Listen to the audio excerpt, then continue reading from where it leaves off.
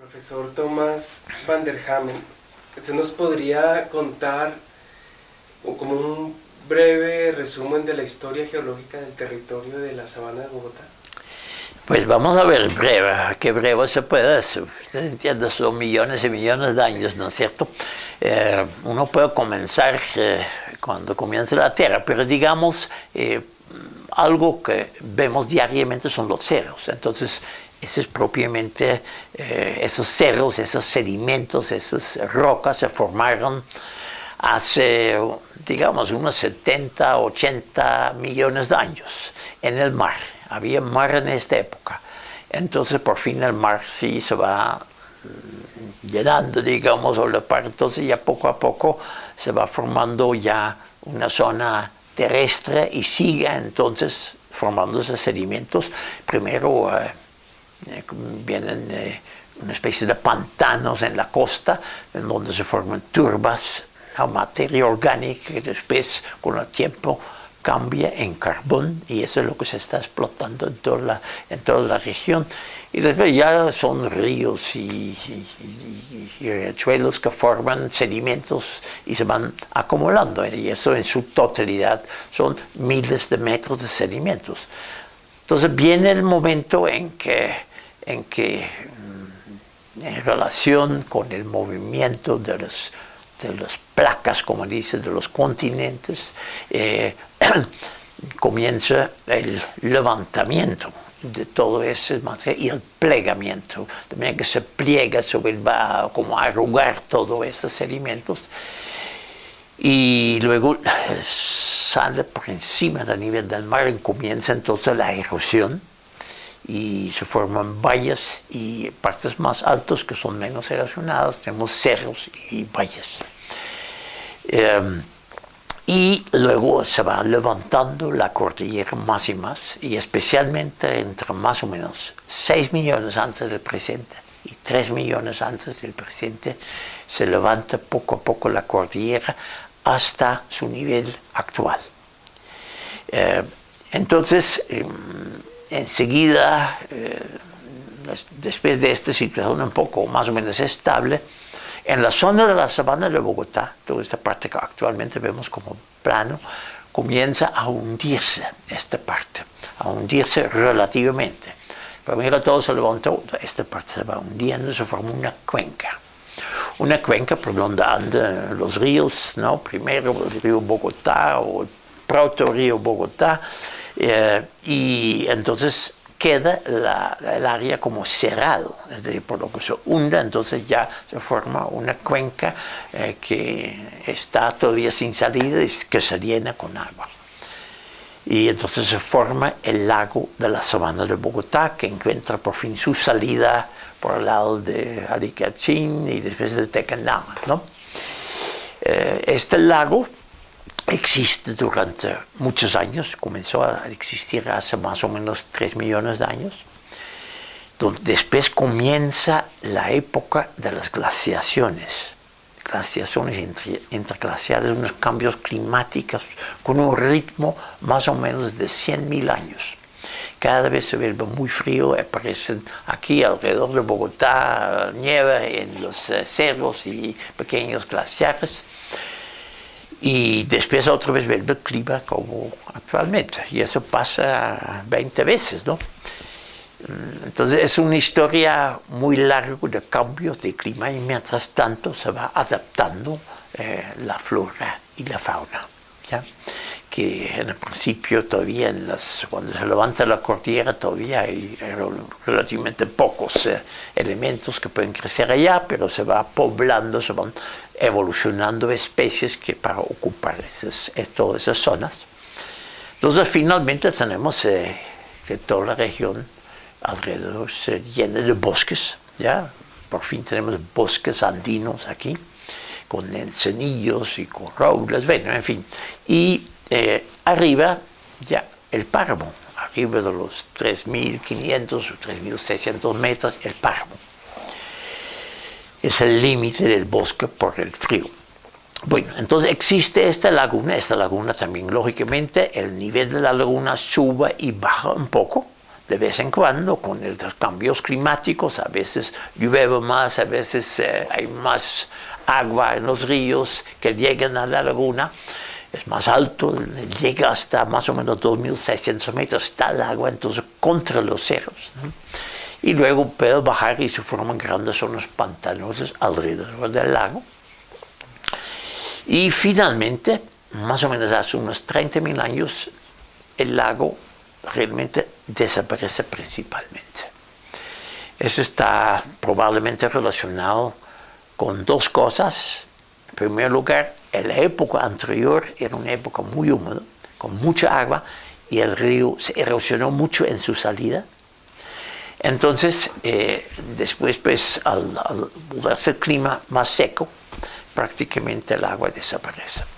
Entonces queda una zona plana, con arcillosa, gredosa, lógicamente de esos sedimentos, porque en este lago se formaron centenares de metros, principalmente de greda, ¿no? de arcilla, y a veces de arena.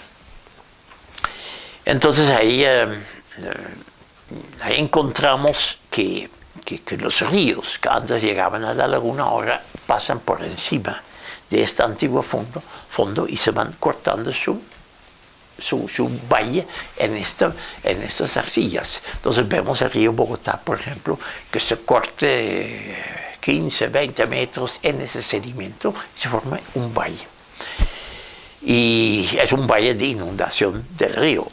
Y entonces el resto de la sabana también llueve y vienen quebradas de los cerros y el agua de lluvia tiene que desaparecer. Entonces ahí se forman valles de drenaje de la sabana, que son valles alargados y que llegan al río Bogotá al fin y al cabo.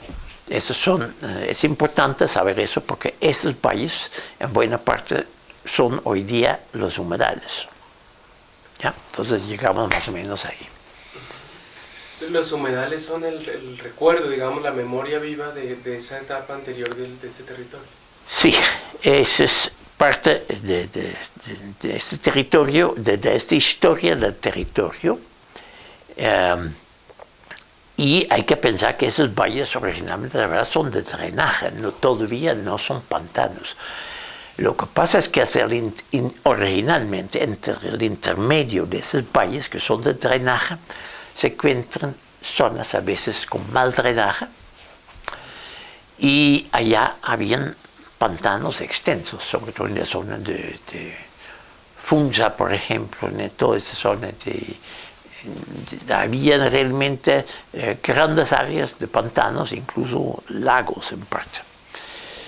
Entonces vemos que cerca de los valles de drenaje, esos vallecitos, digamos los chucuas como hoy día se llaman, ¿no?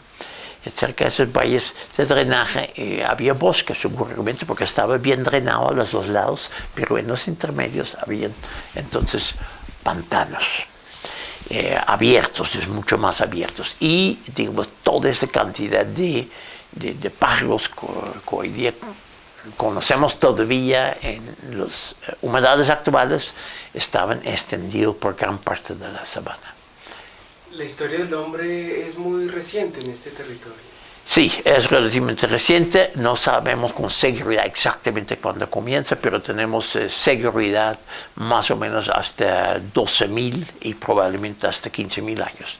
Eso más o menos cuando sabemos que los primeros hombres entran en el área, que son cazadores, recolectores, como dice, que no hacen mucha influencia en la vegetación. Y comienzan, ¿no? Hasta que llegue ya a extenderse la agricultura, ¿no? Primero la horticultura en pequeña escala, ¿no? Hace tal vez 4.000 años más o menos, y hace 3.000 años ya vemos que ya se extiende ya los cultivos de maíz, por ejemplo, 3.500 años ya, el cultivo de maíz sobre los altiplanos también. Pero estos primeros hombres no ejercieron unos cambios sobre el paisaje tan violentos como los Los españoles que llegaron hace 500 años. No, esos todavía, los primeros todavía tienen muy poca influencia, porque realmente no tumban bosque, por ejemplo, ¿no? sino simplemente recogen y hacen cacería. Especialmente de venados, que habían muchos venados en esa época, pero también muchos otros animales, currillas, etcétera, también lo comían. No, la influencia comienza, primero cuando comienza digamos, la agricultura indígena. Como digo, comienza tal vez hace 3.500 años, 1.500 antes de Cristo, ya vemos aquí la gente está presente, y luego los muiscas, que son los sucesores de los primeros, que ya es en los últimos 1.000 años, 1.500 años o algo así. Y tiene historia tal vez hasta más o menos el comienzo de nuestra era, hace 2.000 años.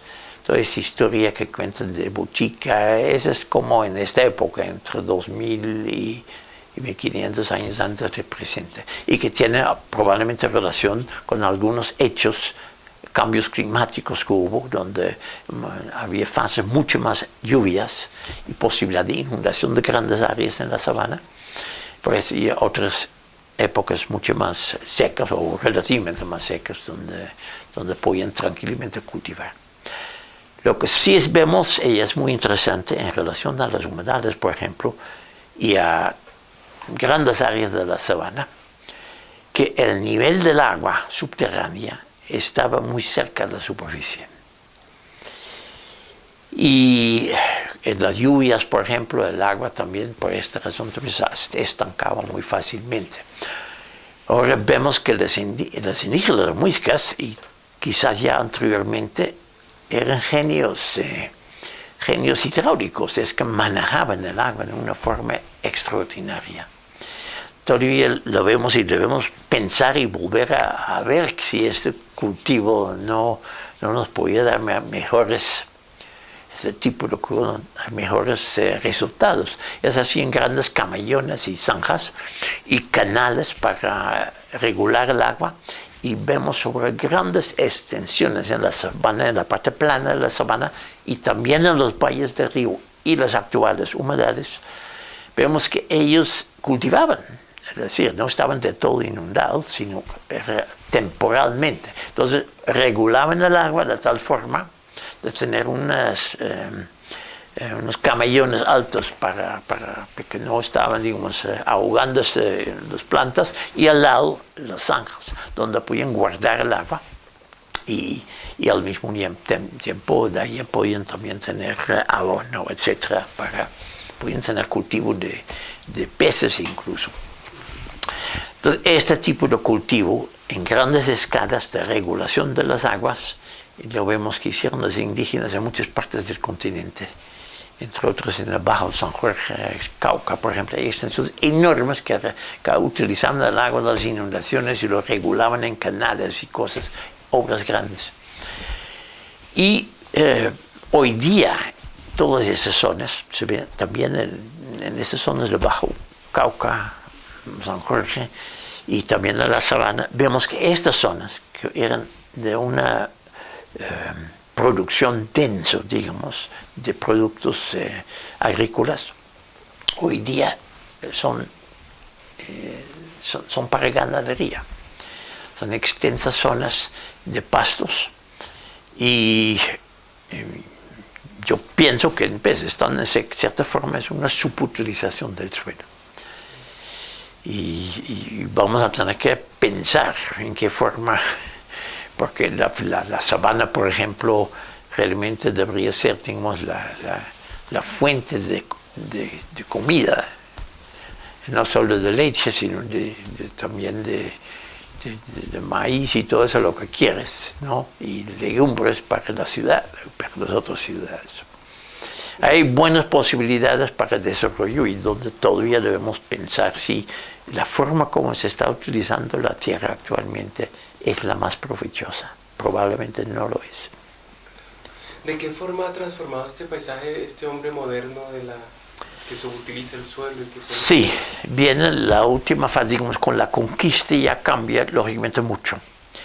No estamos seguros si los indígenas ya en parte trancaban el agua en los valles, pero vemos que de todas maneras después de la conquista y probablemente especialmente en los últimos siglos, que la gente hacía jarrillones en los valles, detenían el agua.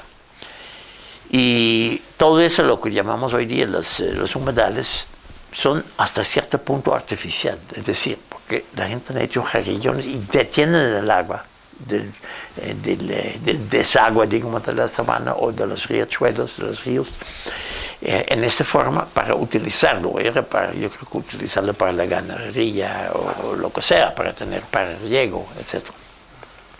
Entonces, porque cambió completamente el sistema de producción, ¿no? Entró la ganadería que no existía y entró también el cultivo de otras cosas, pero del maíz, del trigo, ya fue muy importante en una época, ¿no? Entonces,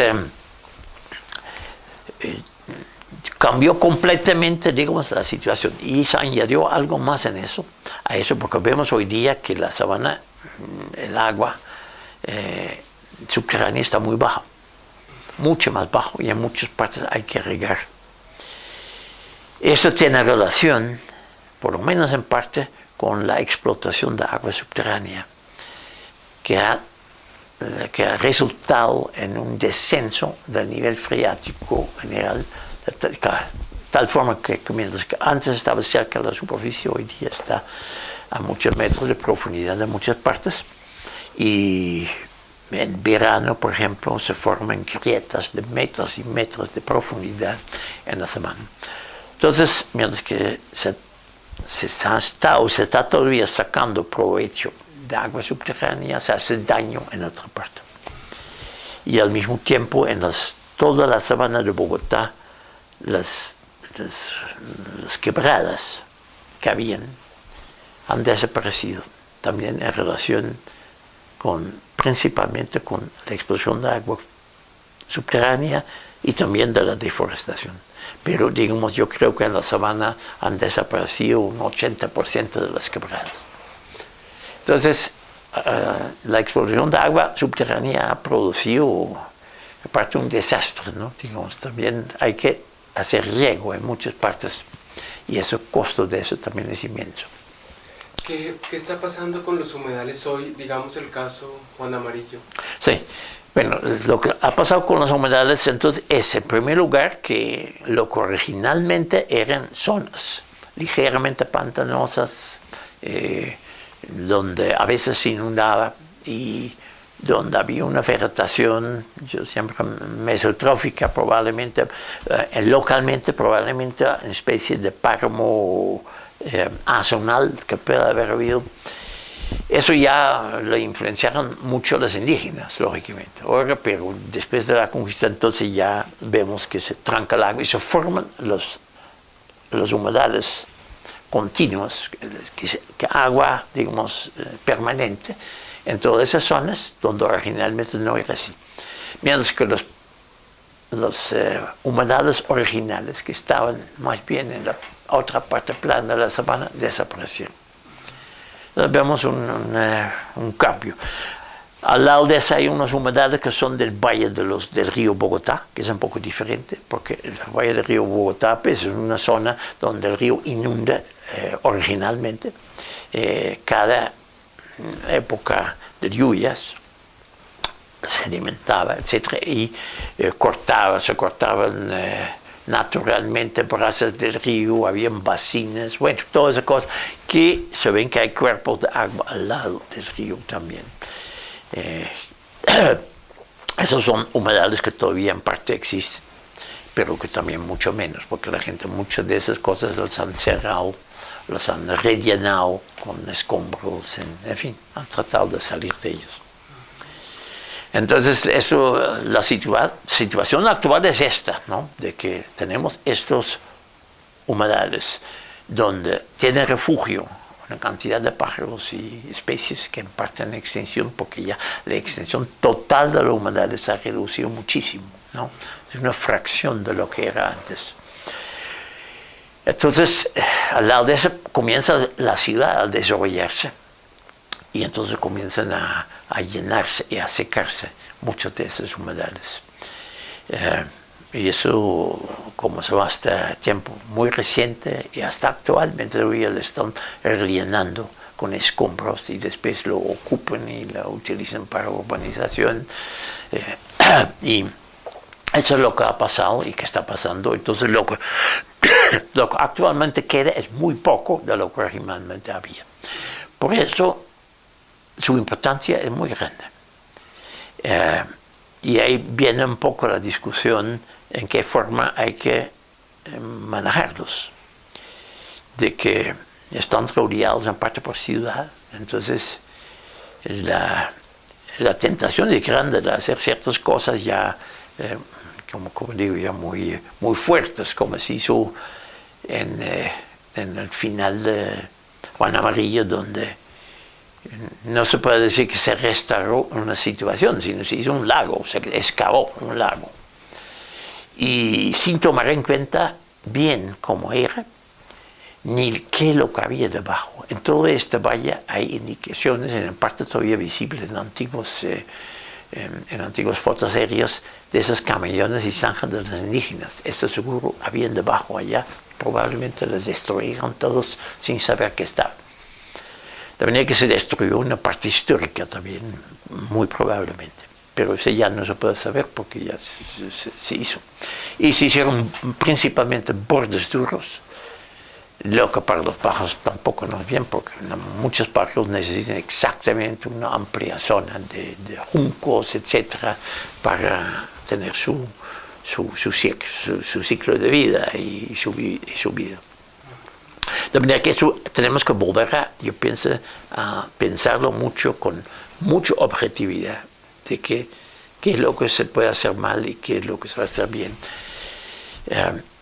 Y por eso creo que eso sí hay que, gente que sabe de eso, tiene que entre todos y con gente de ciudad, los que saben lo que es la ciudad y el problema, y que tienen que juntarse a ver cómo se puede manejar.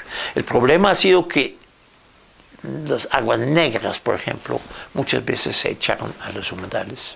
Aguas industriales, con eso creamos una eutrofización del agua con muchos, demasiados nutrientes, y entonces hay una profusión, una extensión enorme de ciertas plantas acuáticas que cubren todo.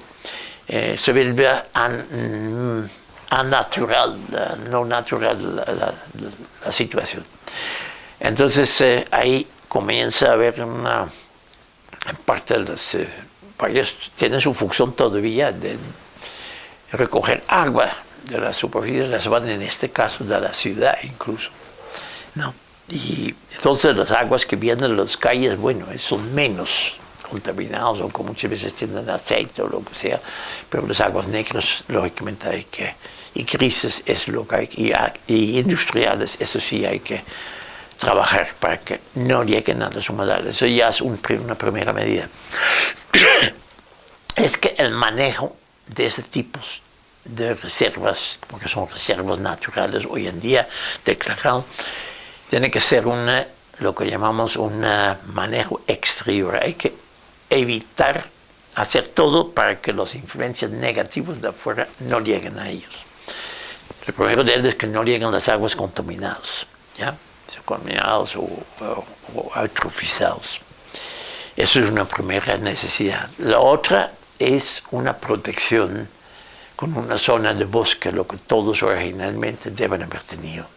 Un bosque nativo, digamos, en una zona por lo menos lo que se pueda, pues lo que todavía existe, de 50 metros o 80 metros o 100 metros, no por lo que haya, ¿no? Para hacer bosque de especies nativos en los dos alrededores, que detiene mucha mugre y detiene mucha influencia humana e influencia de animales también.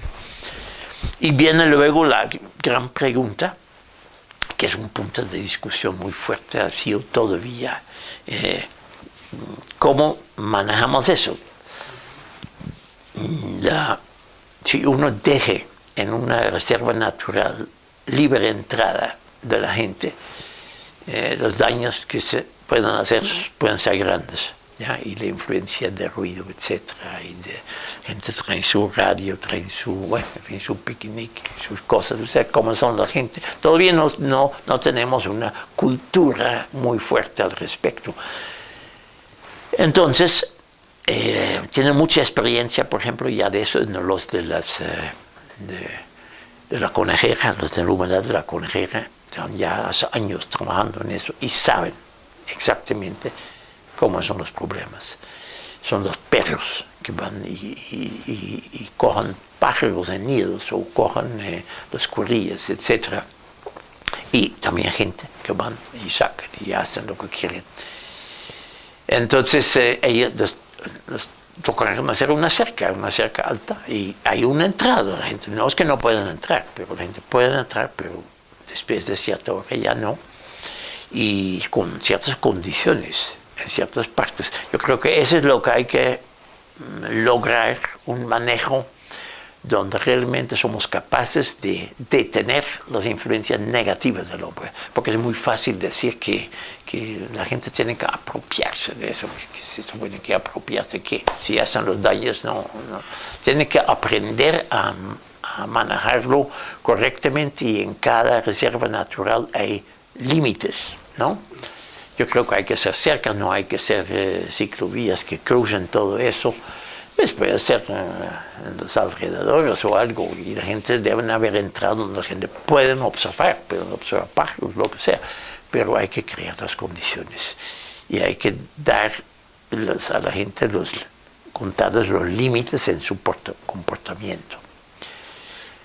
Hablando de esa mentalidad del hombre moderno, ¿podemos pensar en la ciudad como una catástrofe que le ha sucedido al territorio? Catástrofe.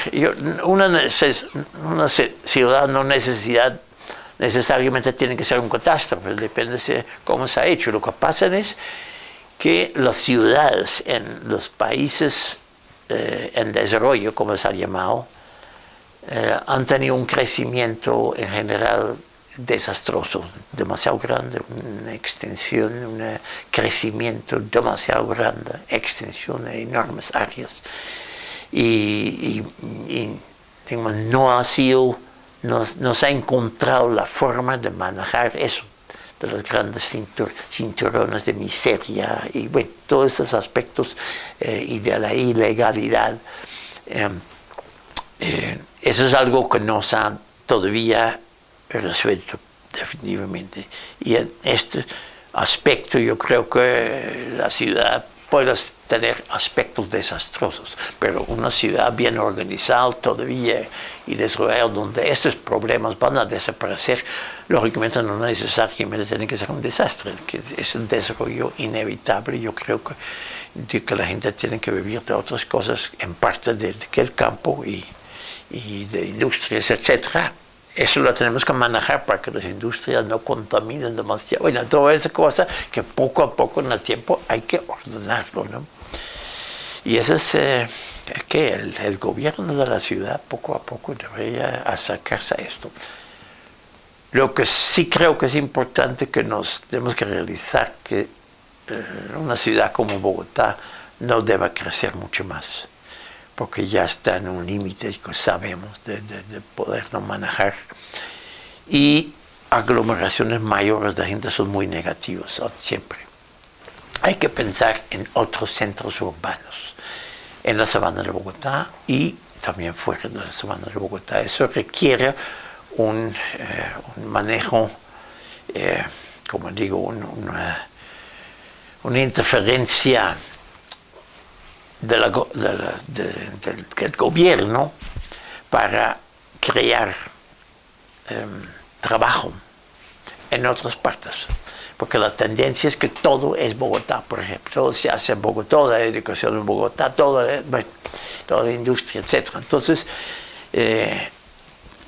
crear otros centros, digamos, uno puede descentralizar en parte entidades de gobierno, lo que hacen muchos países para evitar esas grandes concentraciones. Tú sacas simplemente ciertas partes, entidades hacia otra ciudad y crear trabajo no solo en Bogotá, sino en otras partes. Es una cosa que uno puede estimular.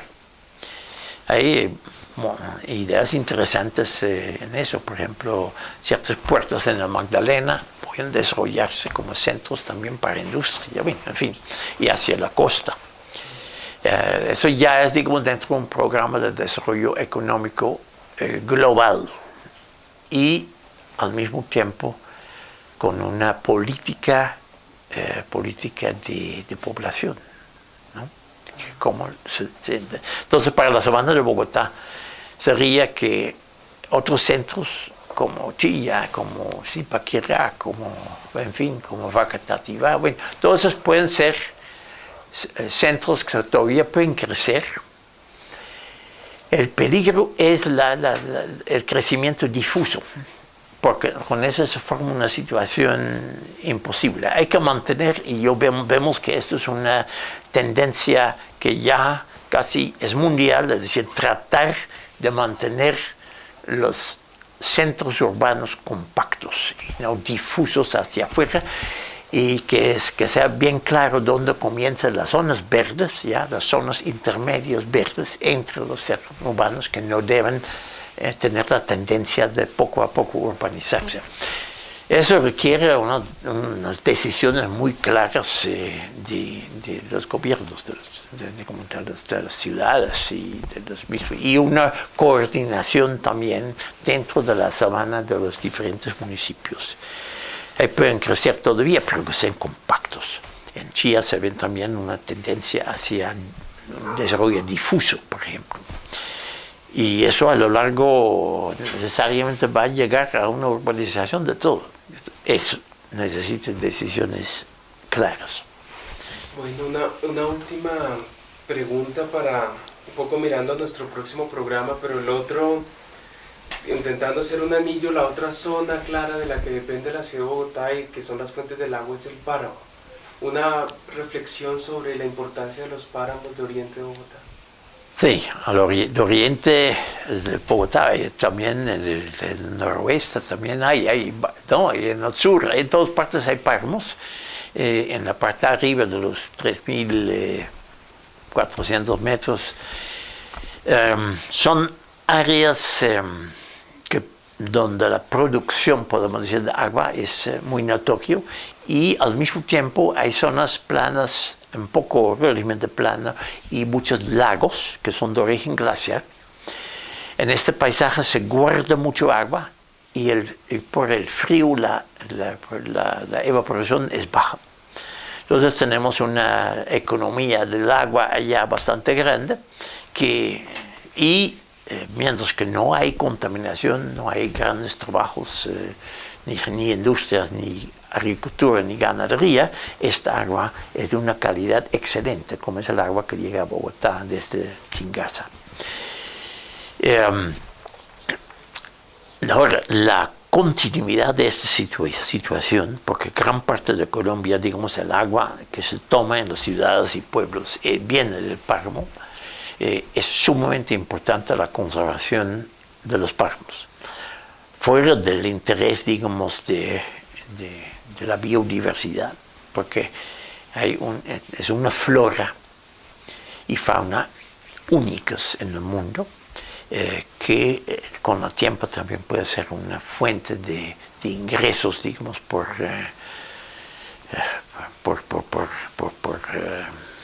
visitas de gente del exterior que quiera venir a conocer eso, ya que ya cada vez existen menos zonas naturales en el mundo. Es un paisaje extraordinario. Pero entonces especialmente hay que ver que los páramos se conservan, y últimamente están en gran peligro. Ahorita yo he tratado de hacer todo con diversos ministros para que se pudieran hacer una legislación bien clara al respecto. Hay campesinos en el páramo. Originalmente la influencia de esto no era tan grande cuando tenían ya grandes tiempos de barbecho, digamos, cuando ya la tierra está sin utilizar y después lo utilizan 2 años y escogen otro pedacito, había una posibilidad, en parte por lo menos, de la recuperación del páramo. Mientras que eso no era por todo el páramo ni extiva, eso no hacía tanto daño y era interesante también la forma de cultivo, etcétera, de papa. Pero de todas maneras es un proceso de ocupación relativamente reciente, ¿no? De los últimos pocos siglos, yo creo.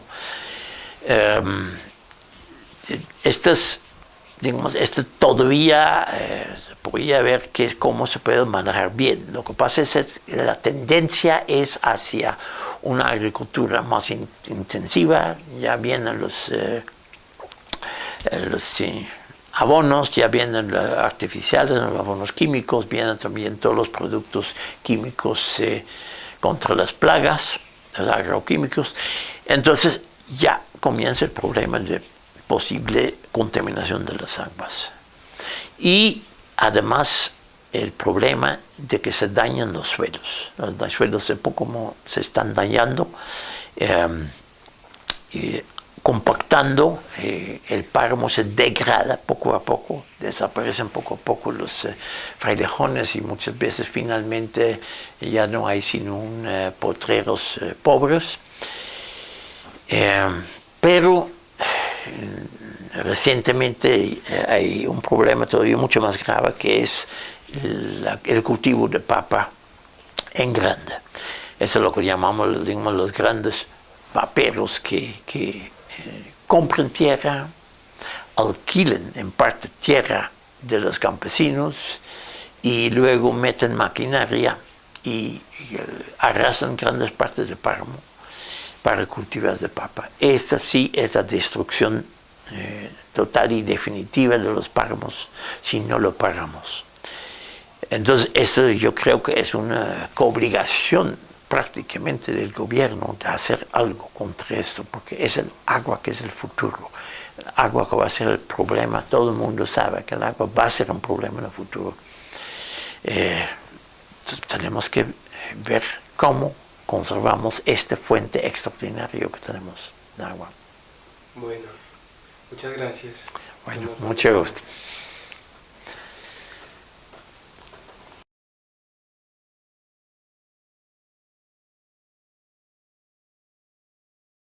Entonces finalmente tenemos que toda la región alrededor se llena de bosques, ¿ya? Por fin tenemos bosques andinos aquí, con encenillos y con robles, bueno, en fin. Y arriba ya el páramo, arriba de los 3.500 o 3.600 metros, el páramo. Es el límite del bosque por el frío. Bueno, entonces existe esta laguna también, lógicamente, el nivel de la laguna sube y baja un poco, de vez en cuando, con los cambios climáticos, a veces llueve más, a veces hay más agua en los ríos que llegan a la laguna, es más alto, llega hasta más o menos 2.600 metros, está el agua entonces contra los cerros, ¿no? Y luego puede bajar y se forman grandes zonas pantanosas alrededor del lago. Y finalmente, más o menos hace unos 30.000 años, el lago realmente desaparece principalmente. Eso está probablemente en donde se forman turbas, la materia orgánica que después con el tiempo cambia en carbón, y eso es lo que se está explotando en toda la región. Y después ya son ríos y riachuelos que forman sedimentos y se van acumulando, y eso en su totalidad son miles de metros de sedimentos. Entonces viene el momento en que en relación con el movimiento de las placas, como dice, de los continentes, comienza el levantamiento de todo ese material y el plegamiento, también que se pliega, va como a arrugar todos esos sedimentos y luego sale por encima del nivel del mar y comienza entonces la erosión y se forman valles y partes más altas que son menos erosionadas, tenemos cerros y valles. Y luego se va levantando la cordillera más y más, y especialmente entre más o menos 6 millones antes del presente y 3 millones antes del presente, se levanta poco a poco la cordillera hasta su nivel actual. Entonces, enseguida, después de esta situación un poco más o menos estable, en la zona de la sabana de Bogotá, toda esta parte que actualmente vemos como plano, comienza a hundirse esta parte, a hundirse relativamente. Primero todo se levantó, esta parte se va hundiendo, se forma una cuenca por donde andan los ríos, ¿no? Primero el río Bogotá o el proto río Bogotá, y entonces queda el área como cerrado, es decir, por lo que se hunda, entonces ya se forma una cuenca que está todavía sin salida y que se llena con agua. Y entonces se forma el lago de la sabana de Bogotá, que encuentra por fin su salida por el lado de Aricachí.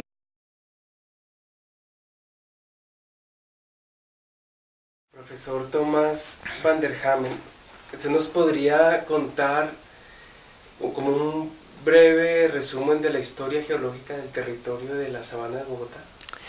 Pues vamos a ver breve, qué breve se puede hacer. Usted entiende, son millones y millones de años, ¿no es cierto?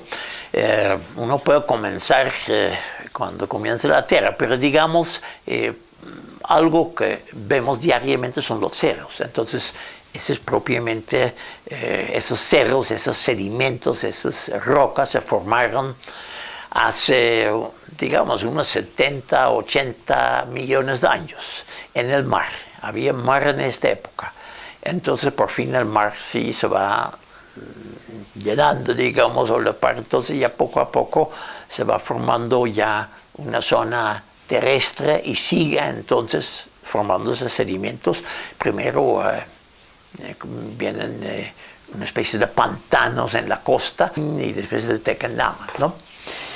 Este lago existe durante muchos años, comenzó a existir hace más o menos 3 millones de años, donde después comienza la época de las glaciaciones interglaciares, unos cambios climáticos con un ritmo más o menos de 100.000 años.